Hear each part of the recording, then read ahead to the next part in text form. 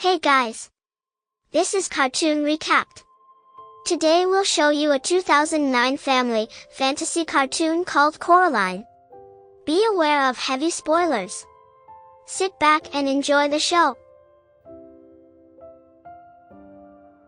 Coraline Jones struggles to adapt to her new life after she and her workaholic parents move from Pontiac, Michigan, to the Pink Palace Apartments in Ashland, Oregon. She meets the landlady's grandson, Wyborn, Wybie, Lovat, and a stray black cat. Later, Wybie gives her a button-eyed rag doll from his grandmother's trunk that eerily resembles Coraline. The doll guides Coraline to a small door in her apartment with a bricked-up wall behind it. That night, a mouse leads Coraline back to the door, now a portal leading to a parallel universe, where Coraline meets her other mother and father, button-eyed doppelgangers of her parents who appear more attentive and caring. She returns home the next morning, where Wybie recounts the disappearance of his great-aunt. Coraline's neighbor Sergei Alexander Bobinsky, an eccentric Chernobyl liquidator-turned-gymnast who owns a mouse circus, and retired burlesque actresses April Spink and Miriam Forcible cryptically warn her about imminent danger. Despite the warnings, Coraline visits the other world twice more. Accompanied by the mute other Wybie, she is entertained by the dimensions doppelgangers of her neighbors and meets the cat, who can traverse between the two worlds and speaks in the other world.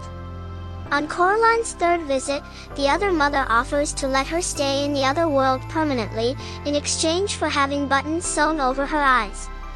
Horrified, Coraline tries to escape back to her world, but the other mother imprisons her in a room behind a mirror. There, the ghosts of past victims, including Wybie's great-aunt, tell Coraline how the other mother, whom they call the Beldam, used ragdolls of themselves to spy and lure them to the other world. After accepting the Beldam's offer to sew buttons over their eyes, she robbed them of their souls. The ghosts explain that they can only be freed by retrieving the essences of their souls, which the Beldam has hidden throughout the other world. Coraline promises to do so, and is rescued by the other Wybie, who helps her return home. Coraline realizes the Beldam has kidnapped her parents, forcing her to return to the other world. Accompanied by the cat, Coraline proposes a game. If she can find her parents and the essences of the ghosts' souls, they will all go free. If not, she will finally accept the Beldam's offer.